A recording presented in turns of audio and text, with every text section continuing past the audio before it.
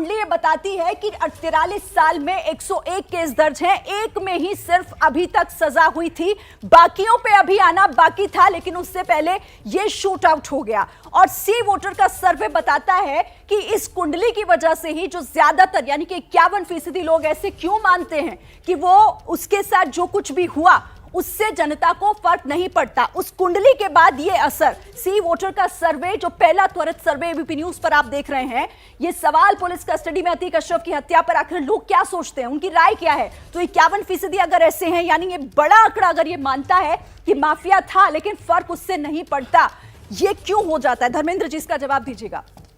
शरीन जी, Bharatiya Janata party योजनाबद्ध तरीके से इस तरह के काम करना शुरू कर देती है, करती भी रहती है। चाहे कर्नाटका का चुनाव आएगा, निकाय चुनाव आएगा, इनकी परंपरा रही है, ऐसी कोई नई बात नहीं है। आप गुजरात के चुनाव को उठा के देख लेंगे, जब भी इनको चुनाव आता है तो इस तरह का पोलराइजेशन करने का भारतीय जनता पार्टी हमेशा प्रयास करती है। लेकिन इन सब में अगर भारतीय जनता पार्टी के पास जरा सा भी एथिक्स बचा हुआ है तो कम से कम एक बार माने कि ये कानून व्यवस्था का पूरी तरह का फेल्योर है, और ये फेल्योर योगी सरकार के ऊपर प्रश्न चिन्ह है, जो ये कहते हैं कि यहाँ पे जीरो टॉलरेंस है। अगर जीरो टॉलरेंस होता तो बादा क्या उत्तर प्रदेश में नहीं है, हमीरपुर उत्तर प्रदेश में नहीं है, कासगंज उत्तर प्रदेश में नहीं है, 3 जिले के लोग थे जिन्होंने मर्डर किया। अगली बात यह है कि यह बात बिल्कुल तय हो जाती है कि उत्तर प्रदेश में कम से कम इस मर्डर के बाद जो सरकार और प्रशासन के नजरिए और तरीके थे, उसे बात पता चल गई है कि कम से कम उत्तर प्रदेश में माफियाओं का स्टार्टअप चल रहा है। माफियाओं को स्टार्टअप देने वाला उत्तर प्रदेश पहले नंबर पर आ गया है। यहाँ माफिया सरेआम घूम रहे हैं, जिसका जो मनो।